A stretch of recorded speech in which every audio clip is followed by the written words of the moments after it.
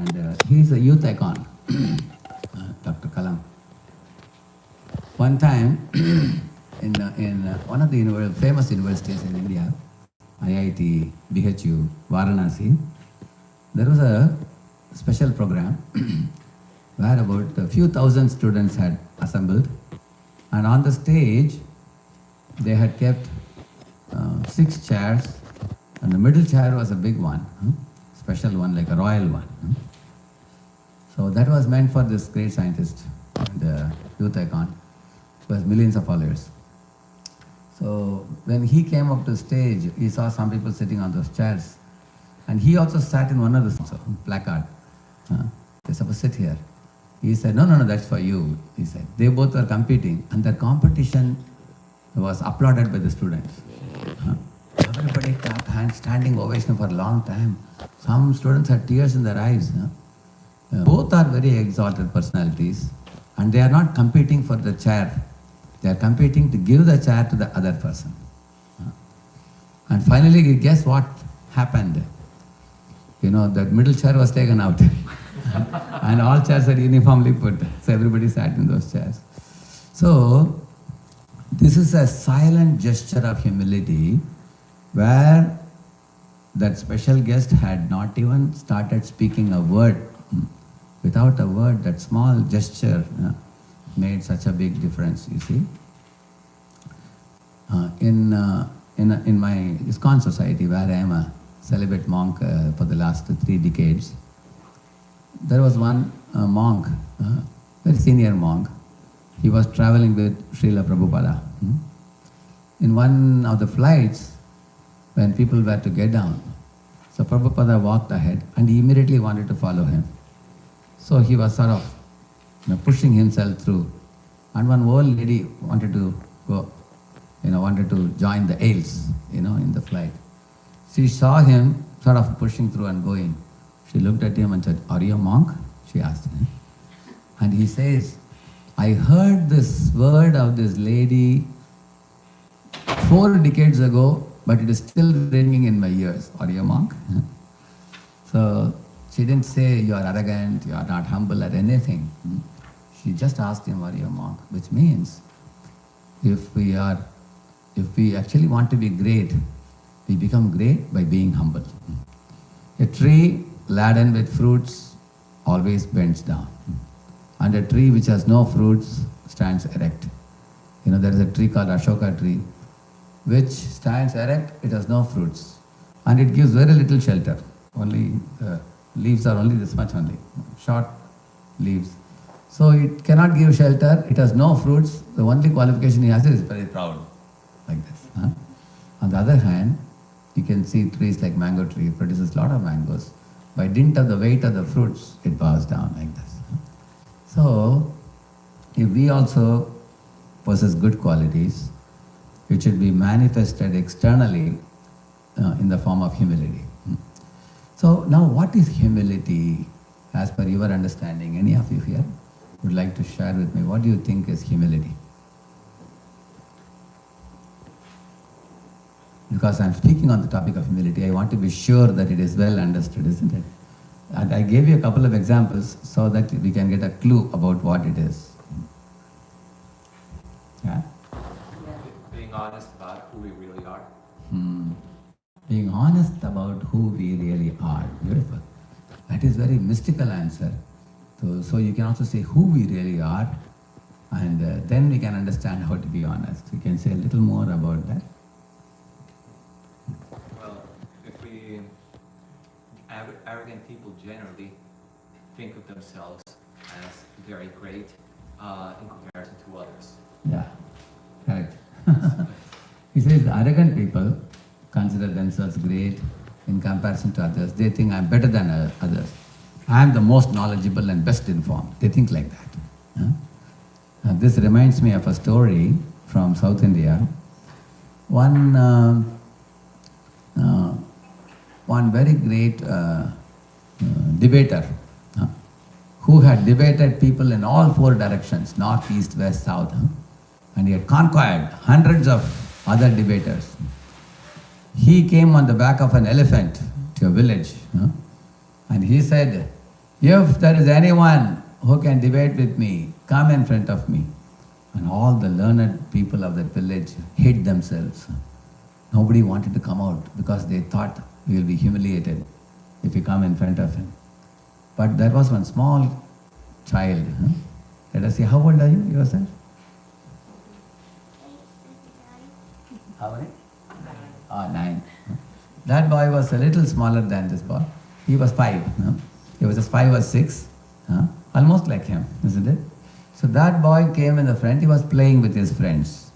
So he told this gentleman, "Sir, can I ask you some questions? Let us debate," he said. So that fellow felt insulted. He laughed along with his companions and said, "You will debate with me? You're a small kid. What can you debate with me?" he asked. He said, "Sir, whatever I am, but let me ask you some questions. Can you answer?" He said, "Okay, go ahead. What's your question?" So the boy picked up a palm full of sand and asked, "Sir, can you tell me how many particles of sand I have in my hand?" he asked. So the great debater, nobody asked him such a question. He said, "How can I say that?" And then the boy asked him, "Just now you said there is nothing you don't know. You are aware of everything in this world. Then how is it that you are not able to answer this question?" So the debater was puzzled. He was just dumbfounded. Then the boy said, "God is the only person who knows everything. He is all-knowing. If you claim to be all-knowing, you simply become a laughing stock. Then your brain is just like this palm full of sand." That's all, he said. So as soon as the man heard it, he felt so ashamed. He got off the elephant and bowed down to this boy. And this boy went on to become a great scholarly devotee whose name is Vedanta Desika in South India. So you will see that how his pride or arrogance eventually made him a laughing stock. So that's what he was telling. What's your good name? Murali. So Murali was telling that, those who are arrogant people, they boast about themselves, they think very high of themselves. And those who are humble, what did you say, the first point before that? Humble, those who are humble, they? To be honest. They're honest about themselves. Because they know really who we are, he said. Yeah. Thank you. Anybody else wants to define humility? Go ahead. Yeah. You know how much you know, but you also know how much you don't know. Wonderful. You know that you know about certain things, but you never think, "I know everything." That's a very brilliant point. Because when I think I don't know everything, then I'll be open-minded to learn from others, correct? See, our mind should be closed, our mind should be open for learning from others. Open. Therefore, mind is compared to a parachute. A parachute functions better when it is open or closed. Therefore, mind is compared to a parachute. In the sky, if parachute doesn't open, it's a danger. Isn't it? A person may fall on the ground head first and he may die. So we want our mind to be like a parachute, open-minded. In the same manner, like what she said, if somebody thinks, "I don't know everything, there are many others who know better than me," then you become like a empty glass with which you can attract the divine grace of God. When you are like an empty glass.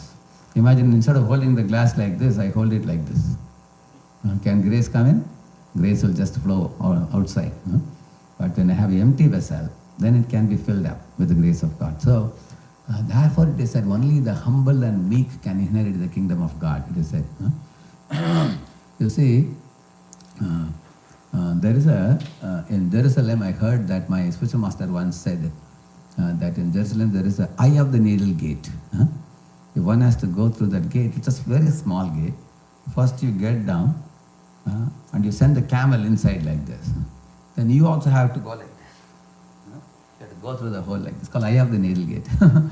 Which means it indirectly indicates that only one who supplicates himself or one who considers that there are also others who are more knowledgeable than me, only they can receive something valuable from others. So our this also leads to one interesting thing. If one understands our dependence on God, then we can respect others also. Try to look at the universe carefully around you. We all are mutually dependent on each other. Like the small child is dependent on the mother and father.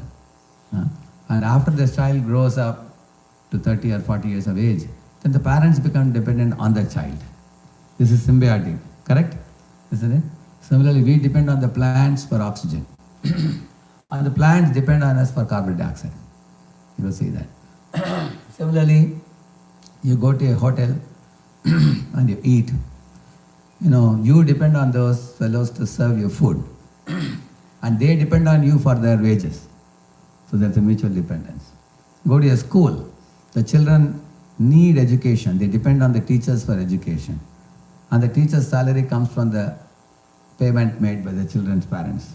There is a symbiotic relation. Similarly, the crocodile and the lion, when they eat meat, something gets stuck in their teeth. Meat, piece. So they depend on one small bird which goes into their mouth and it removes it. So the bird gets to eat a piece of meat and the lion or crocodile, they are relieved of the thing stuck in their teeth. Now, will the lion eat the bird? Why he will not eat it? Yeah? Because he has a benefit. He has a benefit. So lion benefits from the bird and bird benefits from the lion. So we all are mutually dependent in this world and we are absolutely dependent on God. Like, go to the garden in the morning, see the beauty of nature. When William Wordsworth sang a poem, he said, millions of daffodils, I saw millions of daffodils. He sang a poem. When you see the sun shines, the cloud showers, the crops grow, the fruits fructify, the flowers blossom, seasons change, all this wonderful phenomenon which is happening all around us. We can see that we are not doing any of these things. We are just observers and we are also depending on God for providing all these things for us. Like I need air to breathe, I need water to drink, I need grains to eat. So when I recognize my dependence on God, that makes me humble. Those who are arrogant and not humble, they actually don't recognize their dependence on God or anyone. That's one of the signs of someone who is arrogant. In the famous Gita, Bhagavad Gita, the first quality of a saintly person is said to be amanitvam. Amanitvam means one is not proud. If one is not proud, that's a very big qualification when you approach God. One time there was a gardener who would fetch water in a pitcher and would take it and put it for the fruit-bearing trees. So one day one of the pots was crying. He told the gardener, "Sir, you are so kind that you are still using me for fetching water and putting, although I have a hole. I got a hole and water is pouring out and you are still using me." And the gardener said, "My dear pot, you think you have a hole, you are useless, but actually because of you having a hole, on the side of the road, so many flower-bearing plants have come up because there were seeds put up there and you are actually giving water to them every time the hole is leaking. And from that flowers have come." And one day the gardener said, "Today you are going to even become more glorious," he said.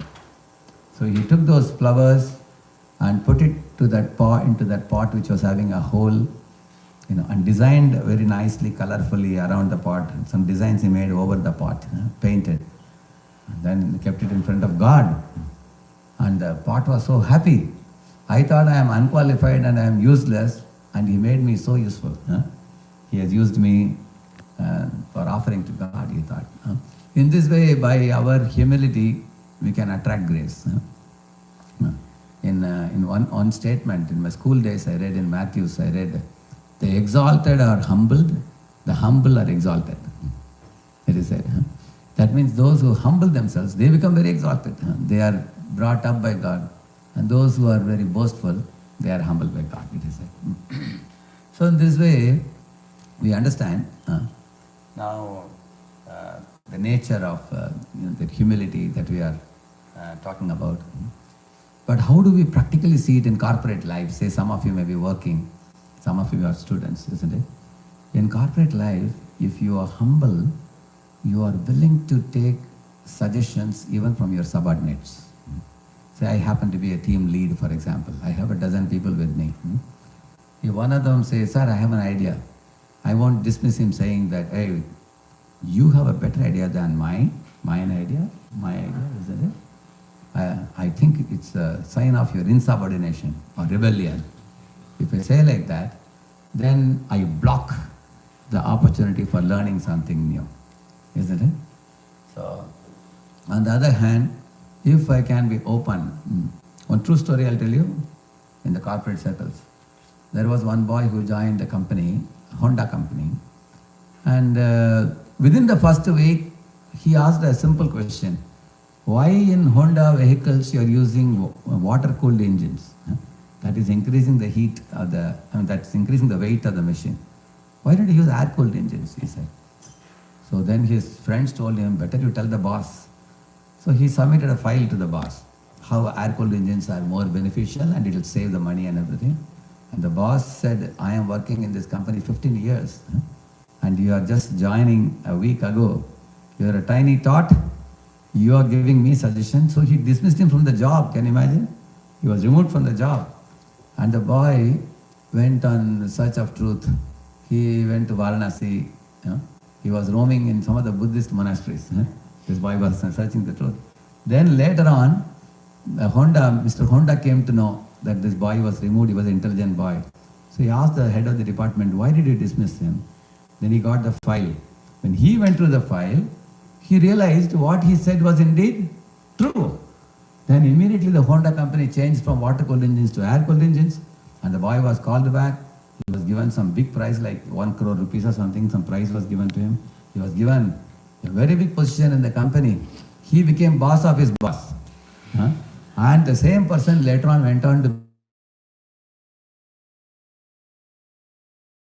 His immediate boss was arrogant, but the CEO of the company was humble. So you can see that the talent was not ignored, rather the talent was recognized and it was rewarded. You can see that. So all of you, like this, like I'm telling you, we need a little, it takes a little humility.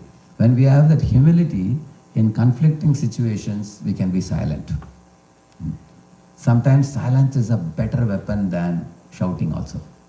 Have you seen anybody sometimes catching someone's hand and shouting into the ear? Why they shout although they are nearby? That means there is a distance between them.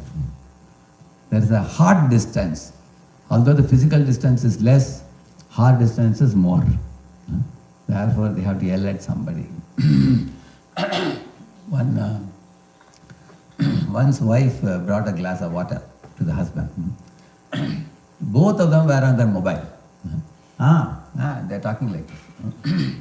And he is showing the hand for water and she is giving him. And the glass fell down and it broke to pieces.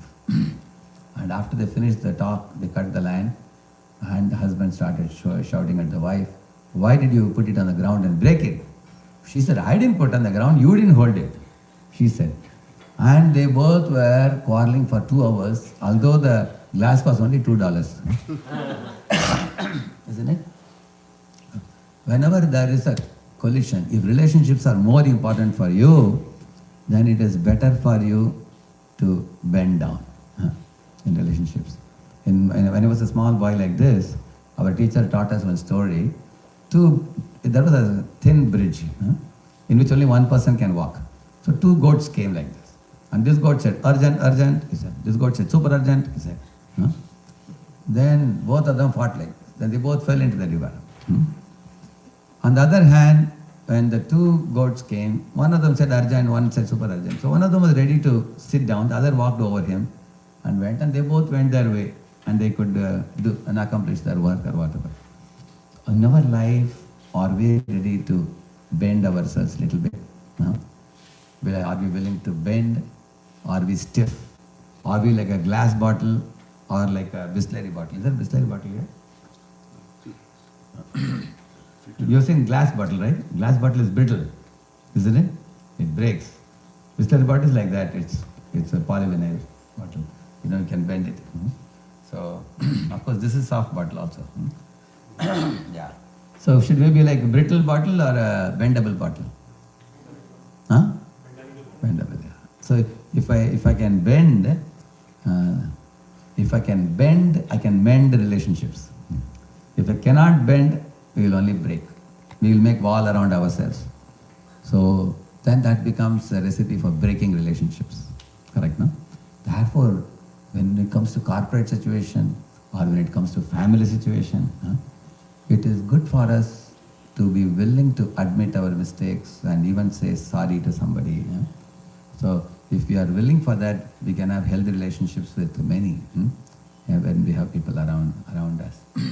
In this way, humility teaches us many things. The quality of humility means, willingness to lend our ears to hear others.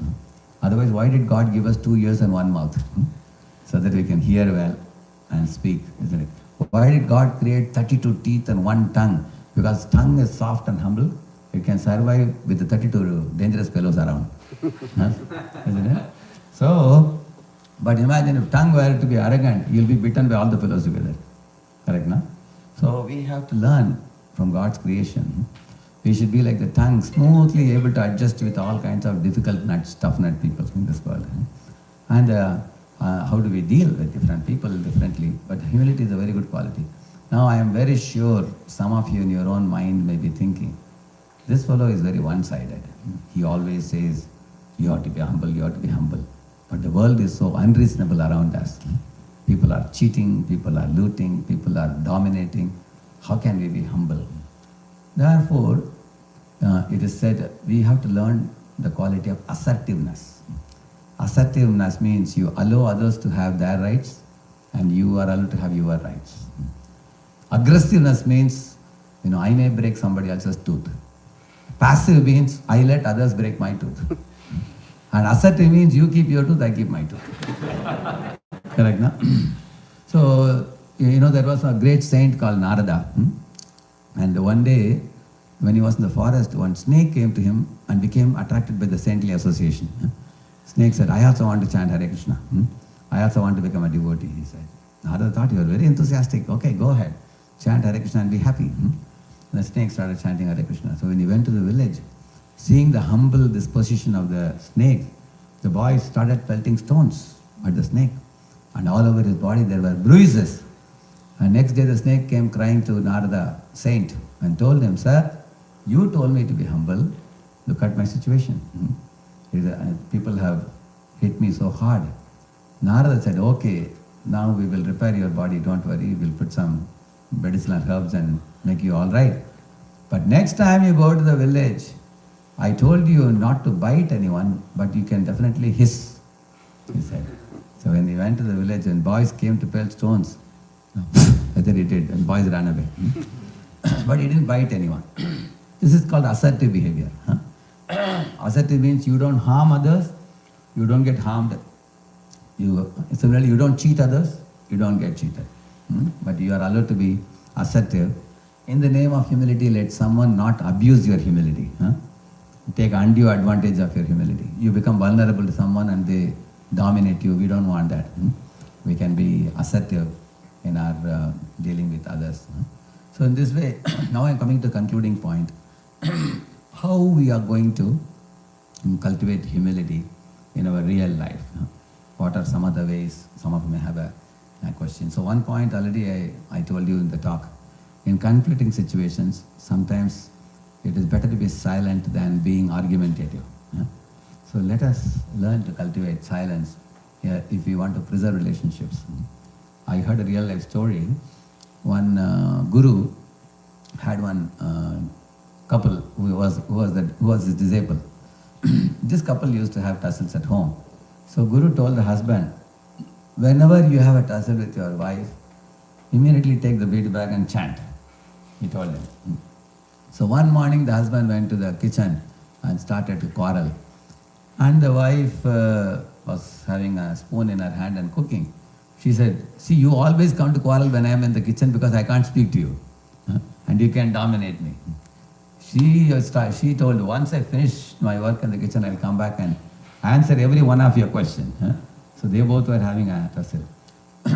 And when she was about to complete cooking, she raised her tone. And immediately husband remembered, Guru told us that whenever this quarrel comes, what I should do? I should chant. So immediately went to the, sanctum sanctorum in his house, and he sat with the bead bag. Hare Krishna, Krishna Krishna, Hare Hare, Hare Ram, Rama Ram, Hare Hare. So he started chanting. Generally, in ISKCON, we chant 16 rounds, we chant. This is like one round takes 10 minutes, 16 rounds, we can chant for a couple of hours. That husband had already finished the chanting that day. And the wife was surprised. This fellow already completed his chanting in the morning, now why is he chanting again? Then she understood, I think his mind is disturbed.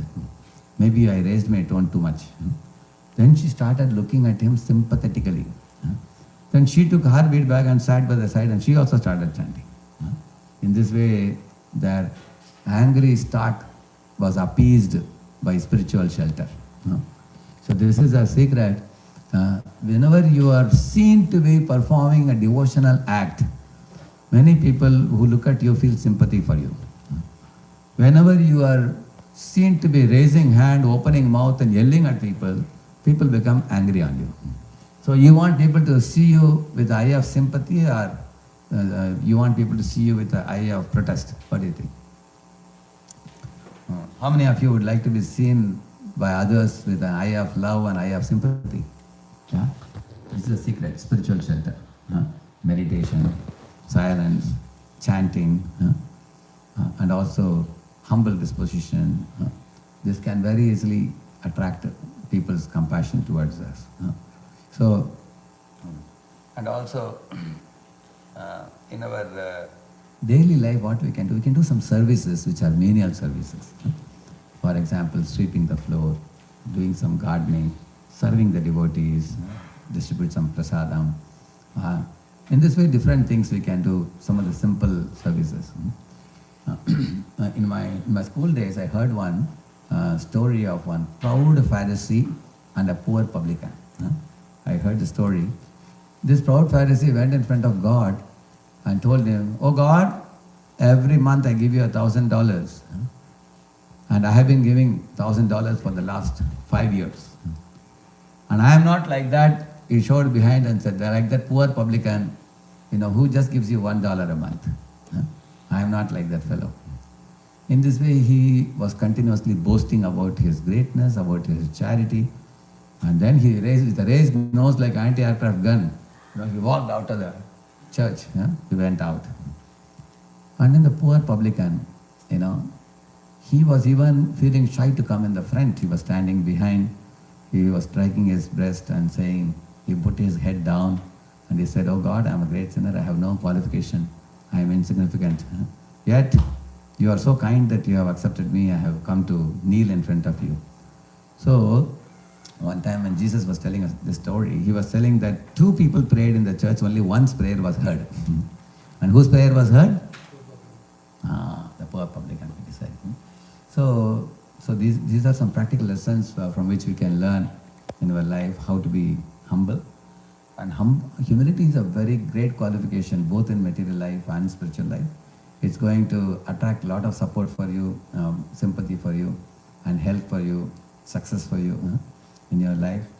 And whenever we go in front of a spiritual mentor, we should think, my mentor is filled with wisdom and enlightenment and realizations.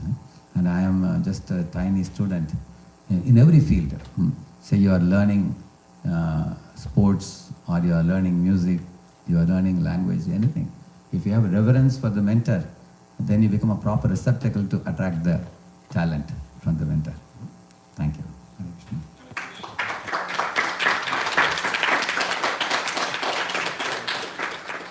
I can take some discussion. Yes. We have any mic, or should I give this mic?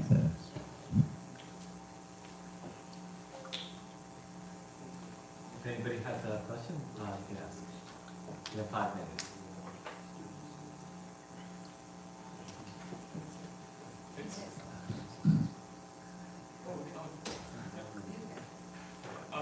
I noticed that a big theme of humility is submission to the correct things.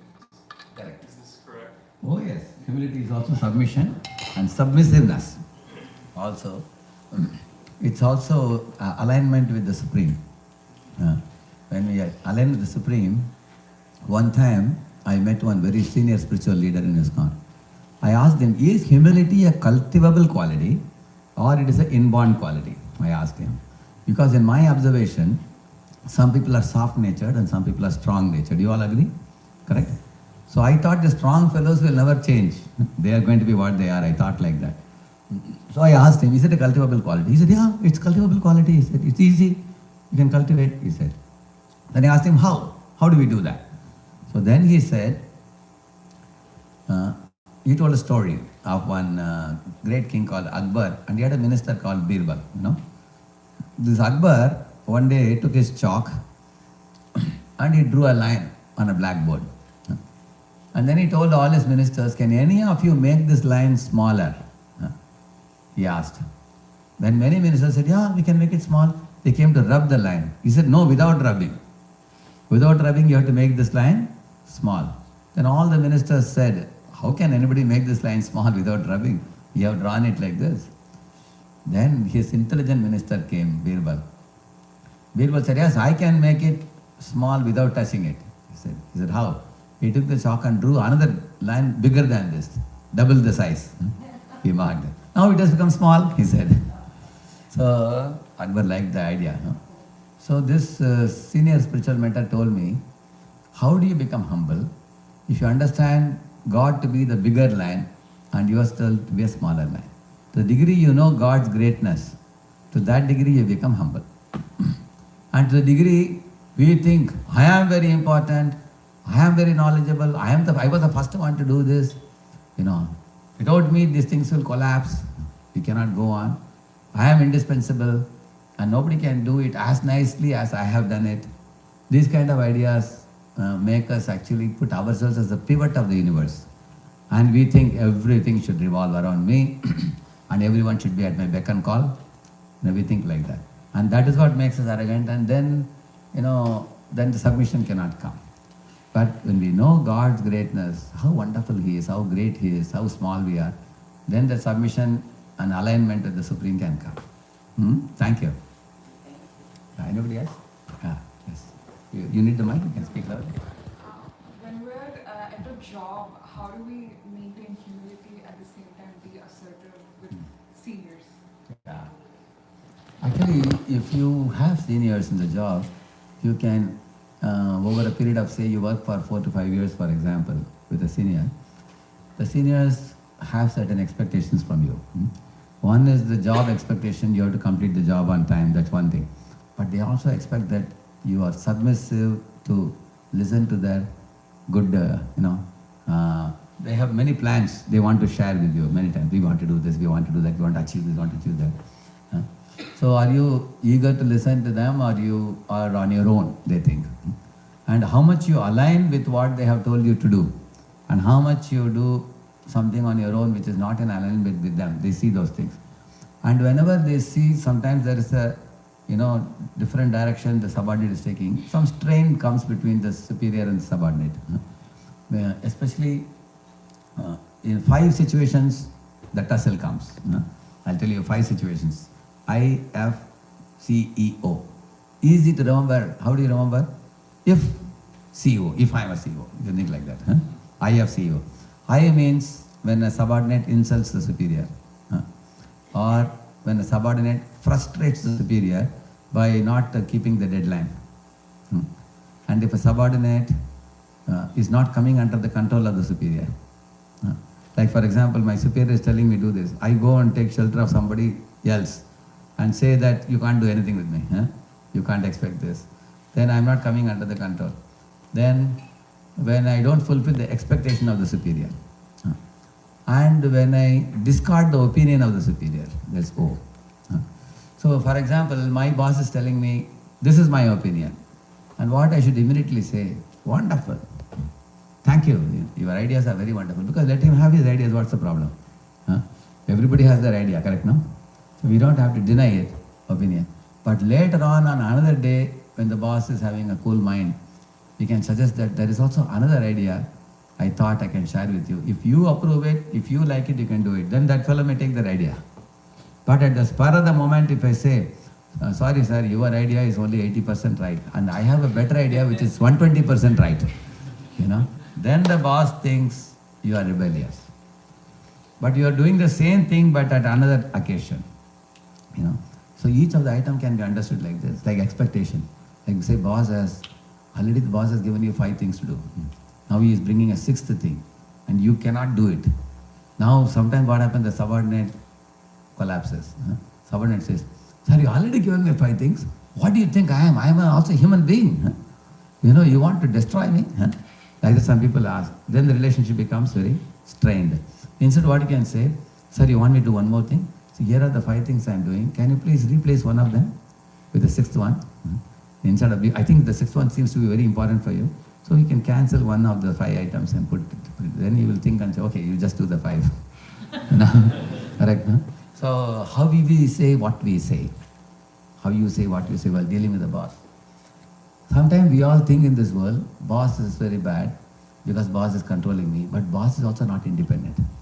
Boss is appointed by another boss. Just as you have to be submissive to your boss has to be submissive to another boss. Correct, no? So not only that, your boss is offering you a job which is paying you some monthly salary and everything, which is also needed by you. If there is a strain in relation, in our completing the work and everything, tomorrow the promotions others may be choked also. Correct, no? So we have to keep in mind all those things. Therefore, humility is a very great advantage. When we can be a little humble and free from ego while working with our superior, thinking that the superior is appointed by, ultimately God has appointed many people in many places by dint of our some seniors. In every relationship, we can try to be courteous, kind, friendly, cooperative, favorable, humble, and that will help us, surely. This actually reminds me of a funny story I heard in my school days. Once upon a time, a man had to go embark on a long journey. He had one horse and he had one donkey, So he had put all the luggage on the donkey's back, and the horse was standing by the side. And the man went in to lock the house and come. So the donkey spoke to the horse and said, my dear horse, I am feeling little overload. Is it all right if you can take my 1/3 of my load? 2/3 I can keep, 1/3 you take it, so that I'll be able to, go walk through the whole journey. We have to walk some 10 miles today. Morning to evening you have to walk. He said. And the horse looked at the donkey and said, you creatures are born as beasts of burden. You are supposed to only lift burden. But we are royal animals. We only take the master on the back. We don't carry luggage like this. Like that, ha ha ha, like that he laughed. So now the man came out to the house, locked his house, and then he sat on the back of the horse, and then horse started galloping, and they started going. And the donkey was also walking in the side. It was a hot sunny day. The donkey started foaming in the mouth. One place, he collapsed. Completely, he fell to the ground flat and fainted unconscious. The man felt pity for the donkey.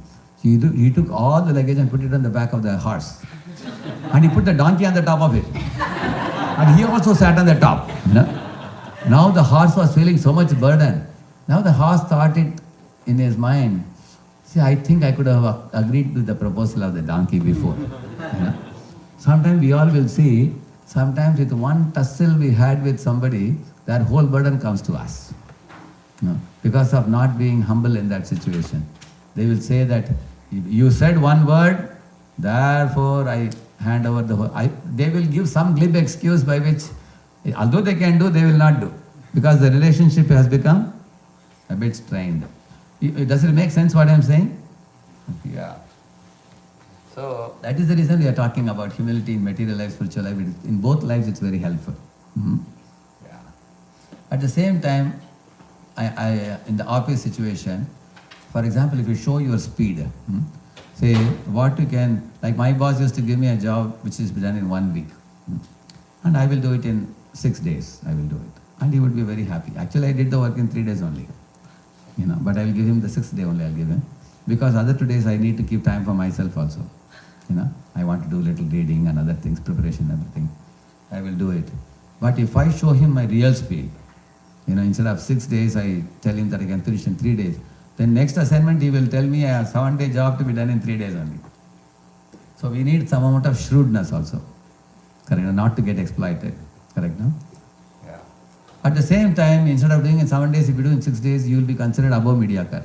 So make sure you are always above mediocre. So boss is happy, correct? No? That's why I'm saying we can be humble, but in the name of being humble, we don't want to be exploited.